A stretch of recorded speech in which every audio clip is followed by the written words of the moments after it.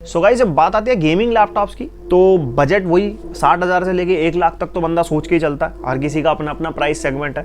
तो टाइटल आपने आज पढ़ लिया होगा, HP पवेलियन गेमिंग के बारे में बात करने वाले, जिसका बेस मॉडल 60-65,000 से शुरू हो जाता है और मैक्सिमम आपको 80-90,000 तक इसके वेरिएंट देखने के लिए मिलते हैं। बाकी अदर ब्रांड्स में भी आपको सेम बजट में लैपटॉप मिलते भी हैं। कुछ प्रॉज होते हैं, कुछ कॉन्स होते हैं, कुछ इस लैपटॉप में भी प्रॉज हैं, कुछ कॉन्स भी हैं। तो वो सारे हम इस वीडियो में डिस्कस करेंगे और एट द एंड में आपको बताऊंगा कि इसमें क्या प्रॉज है, क्या कॉन्स है, क्या आपको लेना चाहिए या नहीं।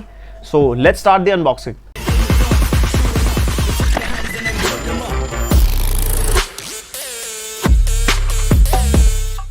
तो मैंने ये ऑर्डर किया था अमेजोन से। ये मेरे को पड़ा है 78990 यानी कि 79,000 का है। और स्पेक्स आपने देख ली होगी, Ryzen 5 वाला वेरिएंट है, Ryzen 5 4600H और GTX 1650 Ti। तो कुछ इस तरीके का बॉक्स आपको देखने के लिए मिलता है। तो फिर उसके बाद अंदर से कुछ आपको HP का बॉक्स देखने के लिए मिलता है इस तरीके से। ये निकलता है एक लैपटॉप, एक 150 वॉट का पावर अडाप्टर और एक पावर कॉर्ड और कुछ ये पेपर वर्क जो हम कभी नहीं पढ़ते क्योंकि हमें सब पता है कैसे करना है कैसे नहीं। तो विद इन बॉक्स आपको ये मिलता है एक पावर अडाप्टर, एक पावर कॉर्ड और एक आपका लैपटॉप। तो गाइस, सबसे पहले आप देख सकते हो बहुत ही प्रीमियम लुक है इस लैपटॉप की, प्रॉपर मैट फिनिशिंग में है ये। तो यहाँ पे आपको HP की ब्रांडिंग देखने के लिए मिलती है जो पर्पल कलर में है और ये पीछे एयर वेंट्स है, यहाँ पे पवेलियन की ब्रांडिंग है और यहाँ पे आपका मॉडल लिखा है। और इसकी जो बिल्ड क्वालिटी है वो भी बहुत अच्छी है, मतलब ऐसा कोई हल्की क्वालिटी का प्लास्टिक नहीं कह सकते, काफी प्रीमियम क्वालिटी का प्लास्टिक यूज किया गया है, बट है सारी प्लास्टिक बिल्ड में ही है। तो ये है हमारा लैपटॉप का फ्रंट। तो गाइस, हमारे पास जो मॉडल है इसकी हार्डवेयर स्पेक्स की बात कर लेते हैं। इसके अंदर है Ryzen 5 4600H, GTX 1650 Ti, 1 TB की हार्ड डिस्क, 256 GB की SSD और 8 GB रैम इसके अंदर देखने के लिए मिलती है। और ये वाला जो वेरिएंट है ये 1050AX वाला वेरिएंट है। बाकी इसमें बहुत सारे वेरिएंट्स अवेलेबल है, उस सबके लिंक्स आपको डिस्क्रिप्शन में मिल जाएंगे। और जो मैक्सिमम रैम सपोर्ट है इसके अंदर वो 16 GB तक है और इसके अंदर 3200 मेगाहर्ट्ज क्लॉक स्पीड वाली रैम लग जाती है।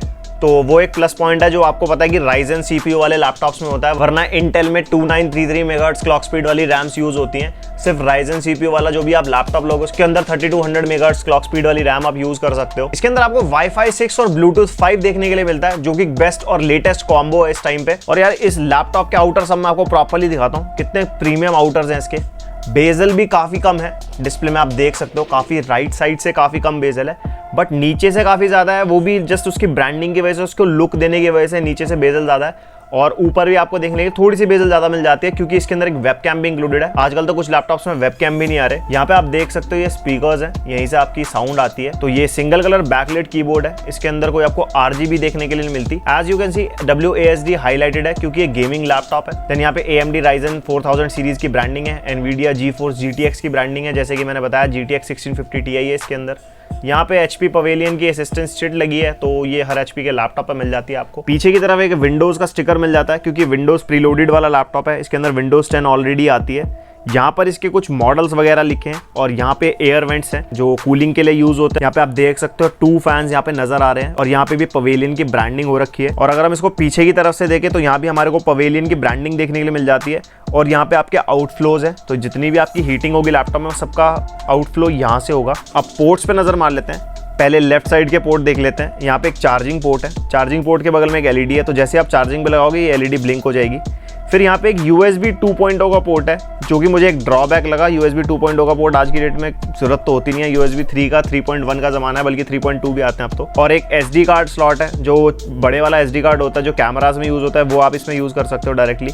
एक हेडफोन माइक जैक का कॉम्बो है, तो अगर आपको हेडफोन और माइक डिफरेंटली यूज करना है तो उसके लिए आपको स्प्लिटर लेना पड़ेगा। फिर यहाँ पे USB Type-C पोर्ट मिल जाता है आपको। फिर यहाँ पे आपको LAN पोर्ट मिल जाता है, RJ45 पोर्ट कहते हैं जिसको। फिर यहाँ पे USB 3.0 पोर्ट है और एक HDMI पोर्ट देखने के लिए मिलता है। फिर अगर डिस्प्ले की बात करें तो 15.6 इंचेस की 1080p की डिस्प्ले है इसके अंदर, जिसका 144 हर्ट्ज का रिफ्रेश रेट है, 250 निट्स की ब्राइटनेस है और 141 का PPI है। PPI मतलब पिक्सल डेंसिटी। तो अगर मैं पर्सनली बताऊं तो कलर एक्यूरेसी इतनी अच्छी नहीं है इस लैपटॉप की, बट रिफ्रेश रेट के अकॉर्डिंग देखे और IPS पैनल है तो व्यूइंग एंगल्स काफी अच्छे, बट कलर इतने ज्यादा अच्छे नहीं कहूंगा, कलर इतने वाइब्रेंट नहीं कहूंगा मैं इसके, क्योंकि इसकी जो पिक्सल डेंसिटी है वो काफी कम है। गाइस, फिर बात करते हैं इसके बैटरी बैकअप की। मैं इसको यूज कर रहा था, एक्चुअली मेरे पास 2 दिन से है, तो बैटरी बैकअप मैंने इसका देखा। अगर आप नॉर्मल यूसेज पे इसको चलाते हो, वैसे कंपनी जो क्लेम करती है वो 8 घंटे का बैटरी बैकअप क्लेम करती है, बट अगर आप नॉर्मल यूसेज पे इसको चलाते हो तो 4 से 5 घंटे बैकअप दे जाता है, उससे ज़्यादा बैकअप नहीं देता। अगर आप एक्सट्रीम परफॉर्मेंस यूसेज कर रहे हो, बिल्कुल परमानेंट इंटरनेट भी यूज़ हो रहा है और आप कुछ बैकग्राउंड प्रोसेसेस ज़्यादा यूज़ कर रहे हो और जो आपका वर्कलोड है वो परमानेंट है, तो ये 4 घंटे मैक्सिमम 3.5 से 4 घंटे का बैकअप देता है। तो ये इसका रियल टाइम बैकअप है। तो गाइस उसके बाद अगर बात करें इसके साउंड की, इसके जो स्पीकर्स हैं वो इतने ज़्यादा लाउड नहीं है, ठीक है काफ़ी बैलेंस साउंड है, इतनी ज़्यादा लाउड साउंड नहीं है बट क्लियर है। गाइस फिर आता है सबसे एक्सट्रीम टेस्ट। अब हम इसमें करेंगे इसका परफॉर्मेंस टेस्ट जो होता है गेमिंग से। अब इसमें हम गेम खेल के देखते हैं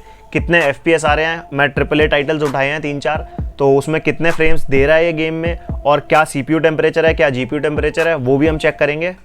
तो आओ अमंग अस खेलते हैं। तो पहला गेम हम खेलने वाले वैलोरेंट और मैं आपको सेटिंग्स दिखा देता हूँ। तो जैसे कि आप अपने सामने देख सकते हो हम इसको हाई सेटिंग्स पे खेल रहे हैं। यहाँ पे आप फ्रेम्स देख सकते हो, ये CPU यूसेज और CPU टेम्परेचर, ये GPU यूसेज और GPU टेम्परेचर और ये रैम। तो यहाँ से आप ये सब डिफाइन कर लोगे। So let's play. कुछ परचेज भी नहीं किया और ज़्यादा लंबे गेम प्ले नहीं रखेंगे, हम काफ़ी छोटे गेम प्लेज रखेंगे क्योंकि हमारे को परफॉर्मेंस देखनी है। और वैलोरेंट को मैंने इसलिए चूज़ किया है क्योंकि HP ओमेन वाली वीडियोस में काफ़ी लोग कमेंट कर रहे थे कि 60 hertz is also good for gaming. अब सबको पता है कि इतना हैवी गेम नहीं है, जो वैलोरेंट है वो इतना हैवी गेम नहीं है, बट स्टिल वो कैपेबल है यार इतने फ्रेम्स के लिए। तो इसलिए 144 हर्ट्ज में खेलने का अलग ही फील है भाई इसका। आप देख सकते हो 100+ FPS पे चल रहा है वाला गेम।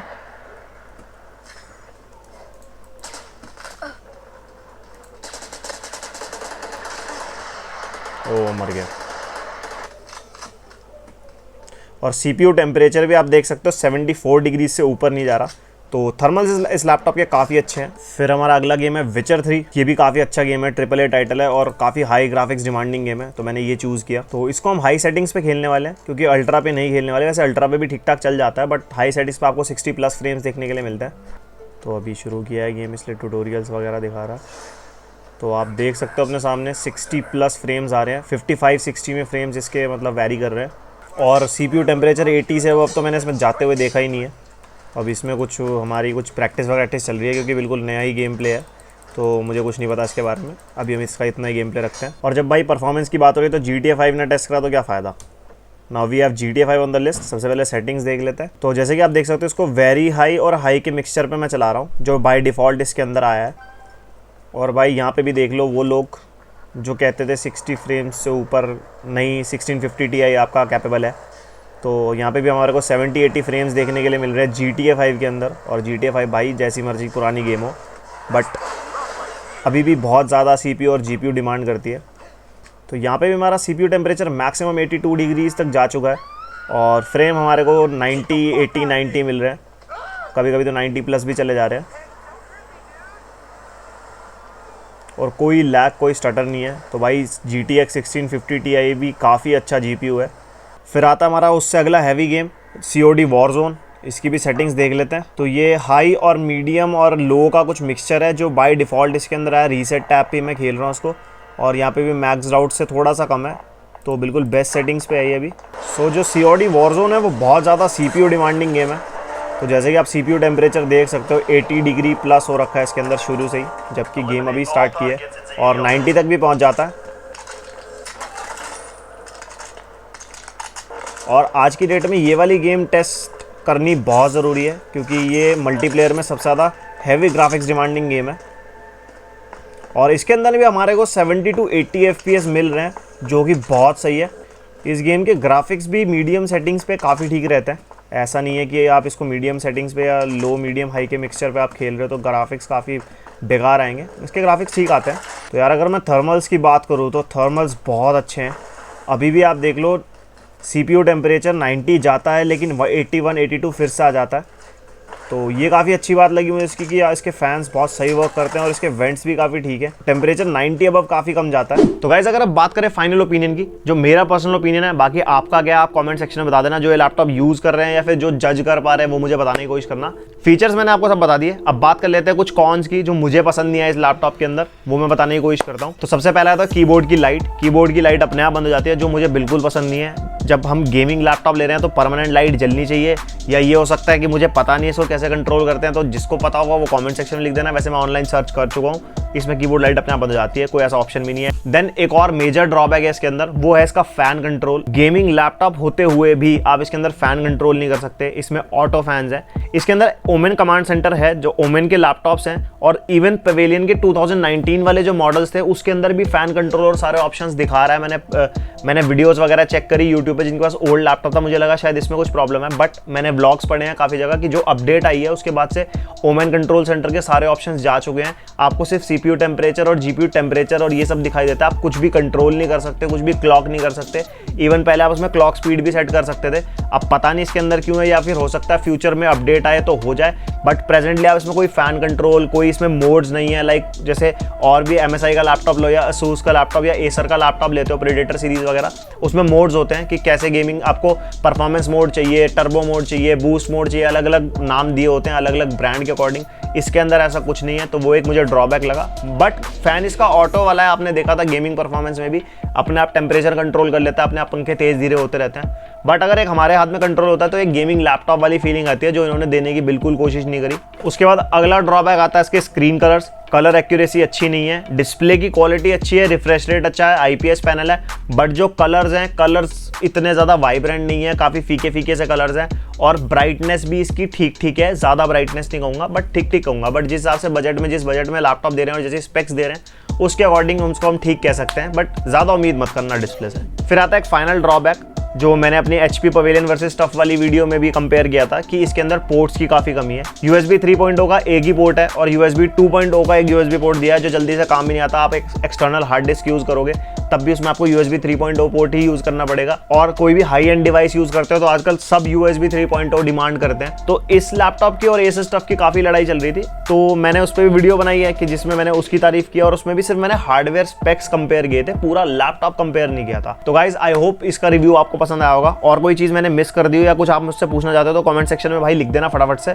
और ये इंस्टाग्राम पे DM कर देना। इस लैपटॉप से रिलेटेड कोई भी सवाल हो या कोई भी टेस्ट ऐसा जो मैंने नहीं किया और आपको लगता है कि वो बताना चाहिए, तो वो मैं आपको पर्सनली इंस्टाग्राम पे बता दूंगा। तो मिलता है फिर किसी नेक्स्ट वीडियो में, तब तक के लिए bye bye, take care and keep gaming.